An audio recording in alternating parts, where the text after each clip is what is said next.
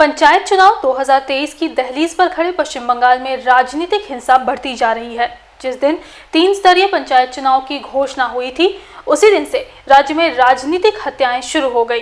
वहीं राज्य में पिछले 19 दिनों में 11 लोगों की जान जा चुकी है और कई लोग घायल हो गए हैं।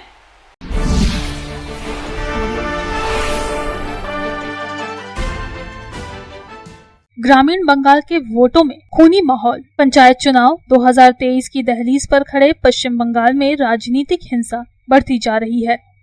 8 जुलाई को होने वाले पंचायत चुनाव में राजनीतिक हिंसा थमने का नाम नहीं ले रहा है। जिस दिन त्रिस्तरीय पंचायत चुनाव की घोषणा हुई थी, उसी दिन से राज्य में राजनीतिक हत्याएं शुरू हो गई। वहीं राज्य में पिछले 19 दिनों में 11 लोगों की जान जा चुकी है और कई लोग घायल हो गए हैं। उत्तर से लेकर दक्षिण बंगाल तक राज्य में लगभग हर जगह हिंसा की घटनाएं शुरू हुई है। अब आइए नजर डालते हैं पंचायत चुनाव की घोषणा होने के बाद से कहां-कहां राजनीतिक हिंसा हुई और कितने लोगों की जानें गईं। गत 9 जून को नामांकन अवधि की शुरुआत में ही मुर्शिदाबाद के खड़ग्राम में कांग्रेस कार्यकर्ता फूलचंद शेख की उनके घर में घुसकर गोली मारकर हत्या कर दी गई थी। कांग्रेस ने तृणमूल पर हत्या का आरोप लगाया था। फिर 15 जून को नामांकन दाखिल करने के आखिरी दिन भांगड़ में आईएसएफ कार्यकर्ता मोहिउद्दीन मोल्ला और 2 तृणमूल कार्यकर्ता राशिद मोल्ला और राजू नस्कर की हत्या कर दी गई। उसी दिन कांग्रेस पर मुर्शिदाबाद के नवग्राम में तृणमूल क्षेत्रीय अध्यक्ष मुजम्मल शेख की पिटाई और गोली मारने का आरोप लगा था। 17 जून को कूच बिहार के दीनहाटा में बीजेपी उम्मीदवार शंभू दास को उनके घर से बुलाया गया और चाकू मारकर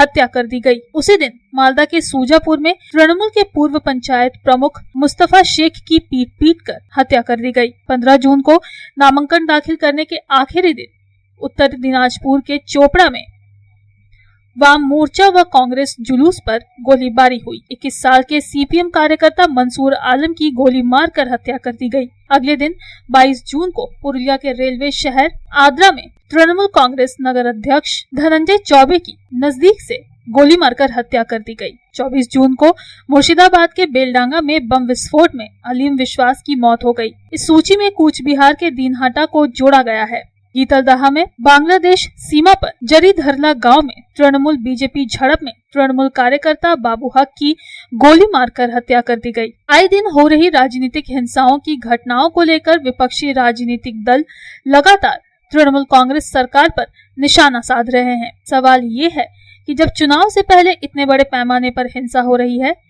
तो चुनाव के समय और फिर चुनाव के नतीजे घोषित होने के बाद क्या होगा। वैसे शांतिपूर्ण तरीके से चुनाव करवाने के लिए राज्य के विभिन्न जिलों में केंद्रीय अर्धसैनिक बल के जवानों के पहुंचने का सिलसिला शुरू हो गया है। स्वतंत्र, निष्पक्ष एवं भयमुक्त चुनाव के लिए केंद्रीय अर्धसैनिक बल के जवान लगातार रूट मार्च भी कर रहे हैं।